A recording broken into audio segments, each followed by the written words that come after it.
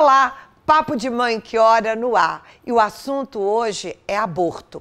É um assunto importante, atual e que precisa de uma discussão e principalmente de conhecimento, nós que somos cristãos. Te aguardem!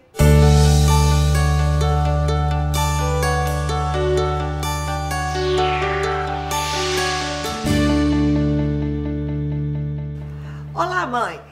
Nós vamos conversar hoje sobre o aborto. E a Tânia trouxe um assunto aqui no bastidor que eu achei muito legal. Porque normalmente as pessoas que são a favor do aborto, elas se posicionam, elas fazem campanha, vão para a televisão. E quem é contra, normalmente fica calado. Nós somos contra o aborto porque nós somos a favor da vida.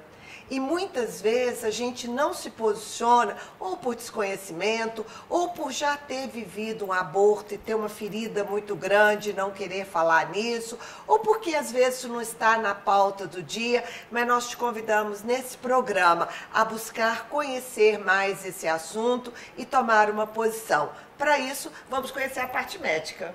Pois é, né? Existe aí o aborto espontâneo.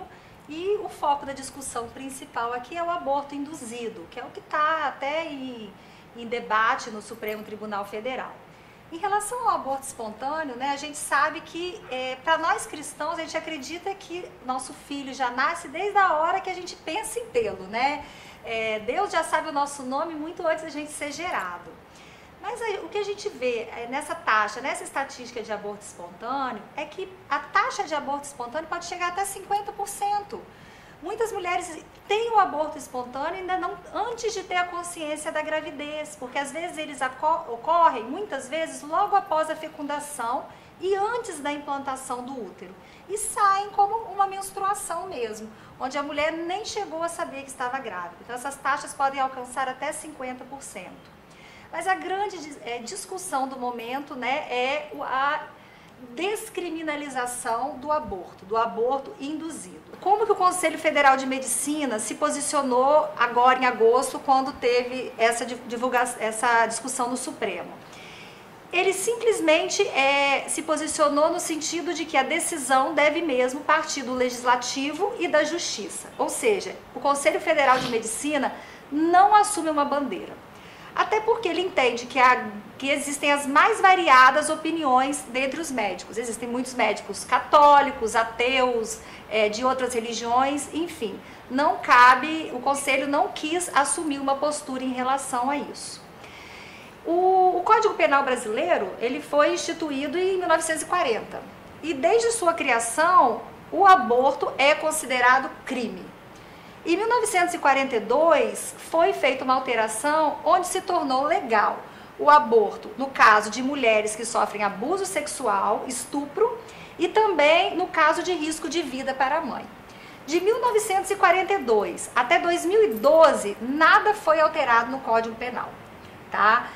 E em 2012 foi quando suscitou novamente uma discussão sobre o aborto. E o Supremo Tribunal Federal teve que dar o parecer. E deu parecer favorável apenas para casos de anencefalia. O que significa isso? São embriões com ausência de cérebro, ou seja, isso é 100% incompatível com a vida. Então, colocou-se essa terceira situação acrescida no que seria permitido realização do aborto. E agora, né, em 2018, estamos nós novamente participando desses debates, né? Então, isso aí para a classe médica, eu vejo assim, se continuar sendo crime, ótimo, né? Porque os médicos cristãos, os médicos corretos, vão continuar obedecendo à lei, quer seja essa a sua convicção ou não. Mas, como em toda área, como em tudo na vida, existe de tudo. Tanto que, infelizmente, nós somos surpreendidos com clínicas de abortos que envolvem médico.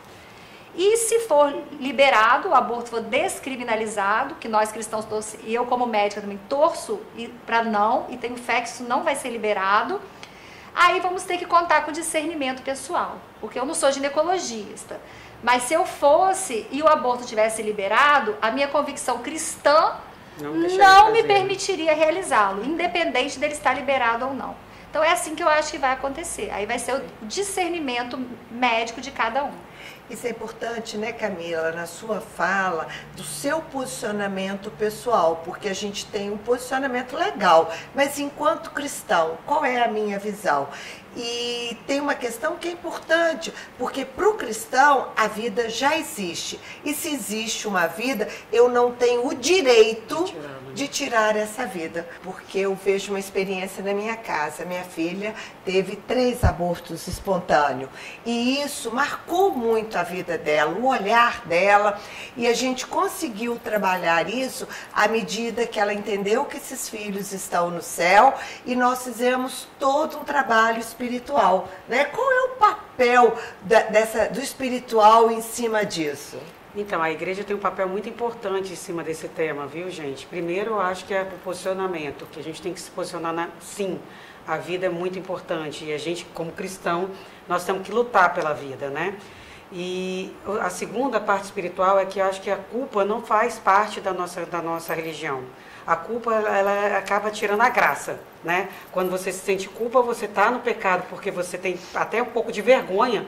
Muitas mulheres não procuram uma confissão, tá? Por causa de vergonha, ou medo, ou até tem uma culpa tão grande que ela não consegue nem falar. Isso traz transtornos psicológicos, isso traz várias coisas que a gente vê mulheres que a depressão muito grande em mães que fazem aborto, né? Fora isso, gente, a parte espiritual, quando a gente perde um filho, seja ele no espontâneo, ou se eu fiz um aborto e eu me arrependi lá atrás, vamos lembrar de batizar essas crianças. Essas crianças nasceram. Essas crianças são muitas tiradas, mas elas nasceram, elas foram concebidas. Então, batiza seu filho. Mãe, você que fez um aborto, a igreja não está te culpando. Achei lindo o Papa Francisco falando isso. Vá, se confesse. Ele está fazendo uma obra linda contra essas mães que se sentem tão culpadas pelo um ato que fez lá atrás, numa juventude, ou num desespero, num medo, num ato impensado, né? Vamos lembrar que Deus é misericordioso e com essa misericórdia vocês procurem uma confissão com o bispo. Antigamente só poderia ser feito pelo bispo, mas hoje o Papa deu a concessão de qualquer sacerdote te conceder essa absolvação do teu pecado. E mais importante, né? Mais importante não, claro que a absolvição é muito importante, mas além da absolvição é importante o que nós chamamos de reparação. Isso. O que é a reparação? É a capacidade que eu tenho a partir do momento que eu percebo que eu fiz algo de errado e que não tem jeito, né? Eu matei o meu filho. Né? Porque o aborto é um assassinato. Pensado, não pensado, é um assassinato. Eu não preciso de me culpar, mas quantas mães eu posso ajudar conscientizando para que elas não façam aborto? Isso é uma forma de reparação.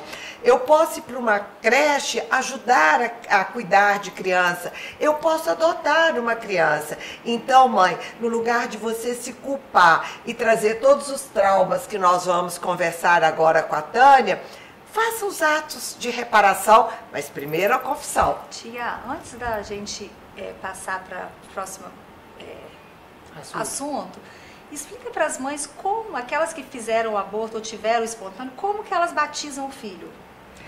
A quem elas devem procurar? Como é esse batismo do bebê? Espiritual. Legal! Às vezes a gente fala, Camila, e nem lembra. Parece simples, mas não é, né? Então, vou falar como eu fiz com a minha filha, né? Normalmente a gente senta, de duas você pode a mãe fazer sozinho, você não sabe se é menino ou se é menino, mas no fundo do coração você acha que aquele foi menino, né? Então, teve um que me marcou porque a Vanessa batizou de João. Então, no poder espiritual, sabendo que a vida é além da morte, fecha seus olhos, peça ao Senhor: Senhor, eu batizo, eu te entrego esse meu filho e dou o nome de João. E isso é muito interessante, que emocionalmente isso repercute nos filhos. Quando meu pai morreu, nós falamos assim, um bisneto, falou assim: agora o vovô não vai poder brincar com os bisnetos. E aí a minha neta falou, não, mas ele vai brincar com os bisnetos que estão lá em cima. Então, a família, você mãe, se você já teve um aborto, você tem 2 filhos e teve um aborto, você não tem 2 filhos, você tem 3 filhos, 2 da terra e um no céu. Então a própria mãe pode batizar, não Pode. precisa procurar um padre. Não, a própria mãe pode fazer o batismo espiritual. E é importante dar um nome ao bebê. Isso é importante para a mãe, porque você acaba criando o vínculo da mãe. Essa criança passa a ter nome e isso faz parte do processo de cura no mundo espiritual. E contá-los como filhos mesmo, Sim, né? sim, é isso que eu falei, né, Tânia? É importante a mãe assumir que esse filho faz parte da vida dela. Agora, tia, tem uma coisa que eu acho engraçado, o mundo tá tão maluco que a gente vê assim, não que não devemos fazer, mas nós devemos fazer também. Mas se briga tanto pelo canudo plástico por causa da tartaruga. A prevenção dos ovos da tartaruga, a prevenção do urso panda, né? É uma prevenção de uma vida, então fazem os cativeiros No ovo. e fazem aqueles ativismos e tudo. Por que não a gente também não ser ativista pela nossa vida humana? Então, eu acho que é uma coisa de a gente deixar aí meio que no ar o porquê que a gente está tão preocupado com o animal e não com o animal racional que somos nós. Qual é a diferença de um e de outro? Eu ainda queria colocar também esse aborto, a parte física da mãe. Quantas mães deixaram de ter outros filhos quando realizaram um aborto? E quantas morreram, né, mãe? Quantas morreram nesse ato desse aborto? Mas quem é a favor do aborto hoje alega isso, né? Que se procura clínicas clandestinas, muitas pessoas morrem, enquanto os mais favorecidos, né, têm acesso à saúde. Eu acho que isso não justifica, né? Nada justifica, um erro não justifica o outro. E eles falam muito que a mulher tem direito sobre o seu próprio corpo, né? Que não é assim, gente. O corpo já não é dela. O corpo é dela, mas o corpo que ela está carregando é de outro ser humano, é de terceiros, né? Então ela não tem o direito de tirar vida, o outro corpo. Não é o corpo dela, né? Que eles alegam muito. O né? corpo dela está sendo um hospedeiro, né? Que vai nutrir aquela criança. E se ela não quer ter aquele filho, né? A fila de adoção hoje é enorme, né? Então dá para adoção, né? É interessante, né, Tânia? Dois temas aí. O meu direito termina quando começa o direito do outro. E com relação à adoção, o padre Léo falou uma coisa que marcou a minha vida. Uma mãe foi procurá-lo em confissão que queria abortar, porque já tinha um filho, seria mais uma boca para cuidar. Ele falou, não, vamos fazer o seguinte, você traz a sua filha, que nós vamos matar a sua filha, que está aí com 8 anos. Aí você vai ter tempo de economizar para até o outro nascer. Ela falou, não, mas eu vou matar. Ele falou, qual é a diferença? Então, é esse sentimento que nós temos que trazer para as mães. Você está matando uma vida. Agora, se você já fez isso, pensa o seguinte, você não sabia, você não estava preparada e você paga um alto preço, porque a gente que vive sabe disso, não é verdade, Tânia? Por isso eu acho importante a gente se posicionar, principalmente família, né? Não ser um tema tabu, se falar em casa, porque aí você alerta, né, quem está ao seu lado, os seus filhos, porque as consequências psicológicas, os traumas são muito grandes, né, gente? E demoram tempo para ser curado, demoram anos para ser curado, né? Então a gente tem que fazer a prevenção, falando sobre ele, né? E eu percebo que essa falta de informação faz que o jovem, né, a pessoa que queira abortar, ela se justifique. Tem um monte de justificativo, o corpo é meu, eu faço o que eu quero, né? E se ela soubesse, né, das questões mais espirituais e tal, de repente isso não aconteceria. E ao fazer o aborto, né, o inconsciente cobra depois. Aí vem os sintomas, que ela não tem consciência disso, né? Aí o preço é duro, gente. Aí o preço é forte mesmo. E eu tenho noção que essas mulheres, se soubessem que o preço seria esse, não fariam. Então, nem só o lado espiritual, mas o lado psicológico. Então, nós estamos dizendo que o aborto, ele traz consequências físicas, consequências espirituais e consequências psicológicas. Nesse preço que a Tânia está falando, a gente que trabalha na igreja e atende muitas pessoas, a gente vê as depressões, a gente vê a mutilação do corpo, né? A questões de suicídio. Por quê? Porque a pessoa, o inconsciente, ele cobra. E ele cobra dizendo o seguinte, você fez algo que não é legal. Por isso, a importância de no espiritual procurar a confissão, para que você possa se libertar de toda essa culpa e começar uma vida nova, diferente e reparadora. Vamos Então rezar, vamos tia. assumir essa bandeira, né, gente? Em Isso. prol da vida, né? E a conscientização. Fecha seus olhos, então. E primeiro, para você que teve o aborto espontâneo, fala: Senhor, o Senhor sabe que não era da minha vontade. O Senhor acompanha a minha história e muitas vezes sabe da dor, porque eu posso perder um bebê pequeno, mas eu também posso perder um bebê com 3, 4, 5 meses. A dor, a mutilação que foi isso dentro de mim. Por isso, Senhor, eu peço a cura de todas as famílias que vivenciaram o aborto espontâneo. Mas eu te peço em especial por todas essas mulheres que hoje estão nos assistindo, que elas possam se perdoar, porque muitas já foram perdoadas por Deus, mas não conseguem se perdoar. Que nesse momento a luz do Espírito Santo possa atingir todo o inconsciente, possa tocar mesmo o inconsciente dessas mulheres e trazer paz e luz para o coração.